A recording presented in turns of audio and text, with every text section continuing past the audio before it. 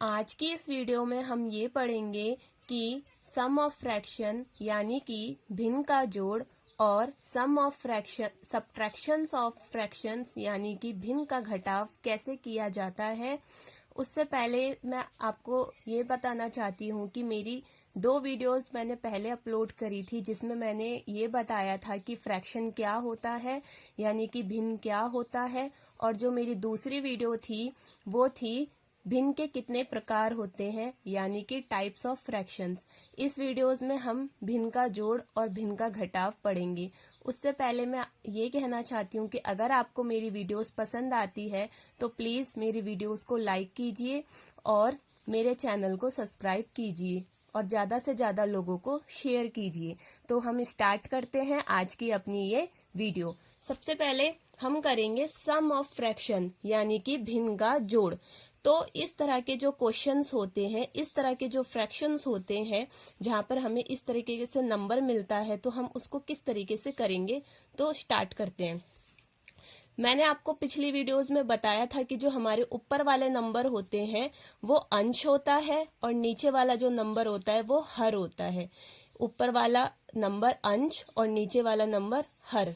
तो जो हम क्या करते हैं कि जो हमारा हर होता है यानी कि जो हमारा डिनोमिनेटर होता है, हम पहले उसका एलसीएम लेते हैं। हम क्या करते हैं, सबसे पहले उसका एलसीएम लेते हैं। तो एलसीएम कैसे लेंगे, हमारी जो नीचे की संख्या है वो क्या है, हमारी जो नीचे की संख्या है वो क्या है, 7 है और क्या है, 10 है। तो इसका एलसीएम कैसे लेंगे, इस तरीके से पहले हम 7 के पहाड़ा पढ़ेंगे तो 7 1 जा 7 और फिर हम 10 को ऐसे ही उतार देंगे। अब फिर हम क्या करेंगे, अब हमारे पास क्या बचा है, 10। तो 10 के टेबल से हम इसको करेंगे तो ये 1 का 1 उतरेगा और 10 के टेबल में 10 कितने बार में आता है, 1 बार में। तो ये हमारा एलसीएम हो गया। तो 7 और 10 यानी कि 7 को 10 के साथ मल्टीप्लाई करेंगे तो कितना आएगा, 7 10 जा 70। तो ये हमारा एलसीएम हो गया। इसका एलसीएम क्या आया, 70। तो हम यहाँ पे नीचे यहाँ पे 70 लिख देंगे। अब हम क्या करेंगे, नीचे वाली जो हमारी संख्या होती है वो हर होती है।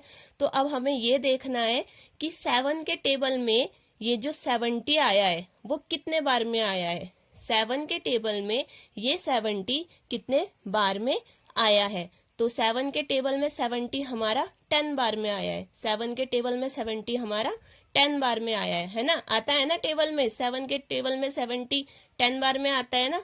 तो अब हम क्या करेंगे, उस 10 को इस 2 के साथ, ऊपर वाली संख्या के साथ मल्टीप्लाई कर देंगे। उस 10 को हम क्या करेंगे, ऊपर वाली संख्या के साथ मल्टीप्लाई करेंगे। तो 2 को 10 के साथ मल्टीप्लाई करेंगे तो कितना आएगा, 2 10 जा 20, 2 10 जा 20। फिर ये हमारा प्लस का निशान है तो प्लस का प्लस, प्लस का प्लस। फिर हम क्या करेंगे, फिर से हम नीचे वाली संख्या जो हमारी 10 है, 10 का टेबल हमें देखना है कि 10 के टेबल में 70 कितने बार में आता है। 10 के टेबल में 70 कितने बार में आता है। तो 10 के टेबल में 70 हमारा कितने बार में आता है, 7 बार में। तो हम क्या करेंगे, ये जो ऊपर वाली जो हमारी संख्या है वहां पे 7 लिख देंगे, यानी कि ऊपर वाली संख्या को हमें 7 के साथ मल्टीप्लाई करना है। तो 6 7 जा 42, 6 7 जा 42 वो हम यहाँ पर लिख लेंगे। अब हम क्या करेंगे, ऊपर वाली संख्या को आपस में प्लस करेंगे, ऊपर वाली संख्या को आपस में प्लस करेंगे। तो 20 को 42 के साथ प्लस करेंगे तो हमारा आएगा 62। फिर बट्टा का बट्टा लिखेंगे और 70 का 70। अब हमें देखना है कि ये संख्याएं हमारी आपस में कटती है। तो हाँ, ये कटती है। तो अब हम इसको काटेंगे। तो हम इसको 3 के टेबल को क्या करेंगे, छोटी सी छोटी संख्या से काटने की कोशिश करेंगे। तो ये 2 के टेबल से काटेंगे तो ये कटेगा 31 बार में और ये 2 के टेबल से कटेगा 35 बार में। तो ये हमारा इसका आंसर है 31/35, ये हमारा इसका आंसर है।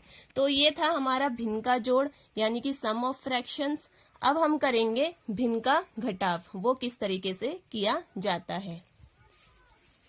तो हमें अगला फ्रैक्शन क्या मिला है सब्ट्रैक्ट करने के लिए, 11/6 माइनस 2/3।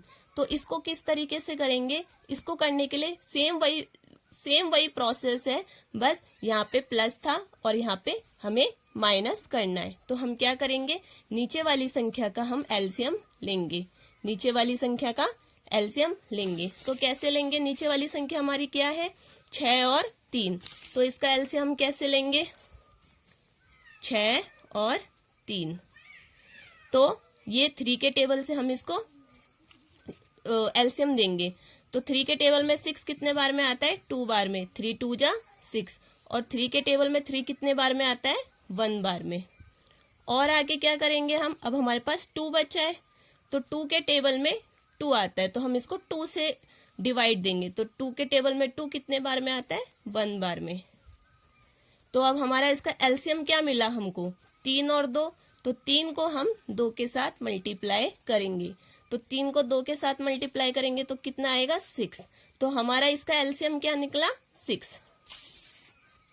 तो 6 और 3 का एलसीएम क्या निकला 6। तो हम यहाँ पे 6 को लिख लेंगे। अब हम क्या करेंगे, अब हमें देखना है जो हमारी नीचे वाली संख्या है जिसको हम हर बोलते हैं, डिनोमिनेटर कहते हैं, हमें ये देखना है कि वो जो हमें नीचे मिला है वो कितने बार में आता है। तो हमें देखना है, तो 6 के टेबल में 6 कितने बार में आता है 1 बार में, 6 के टेबल में 6 कितने बार में आता है 1 बार में। तो हम क्या करेंगे, जो हमें 1 मिला है हम ऊपर वाली संख्या के साथ उसको मल्टीप्लाई कर देंगे। तो 6 के टेबल में 6 1 बार में आता है, तो इसको हम 1 के साथ मल्टीप्लाई कर देंगे। तो 11 को 1 के साथ मल्टीप्लाई करेंगे तो कितना आएगा 11 1 जा 11। फिर क्या है, सब्ट्रैक्ट का निशान है वो लगाएंगे। फिर हमें देखना है नीचे वाली संख्या जो हमारा हर है वो अब कितना है 3 है। तो हमें देखना है कि 3 से कितने बार में 6 डिवाइड जाएगा, 3 से 6 कितने बार में डिवाइड जाएगा। तो ये कितने बार में जाएगा 2 बार में, कितने बार में जाएगा 2 बार में, क्योंकि 3 2 जा 6 होता है, 3 2 जा 6 होता है। तो अब हम क्या करेंगे, उस 2 को इसके साथ मल्टीप्लाई करेंगे, उस 2 को इसके साथ मल्टीप्लाई करेंगे। तो 2 2 जा 4, 2 2 जा 4। अब हम क्या करेंगे, 11 में से 4 माइनस करेंगे तो कितना आएगा 7, कितना आएगा 7, और फिर बट्टा नीचे कितना है 6, कितना है 6। अब हम इसको चाहे तो डिवाइड भी देकर भी पूरा आंसर लिख सकते हैं, नहीं तो हम इसको इस तरीके से भी रहने दे सकते हैं। तो यही हमारा इसका आंसर है। Thanks for watching.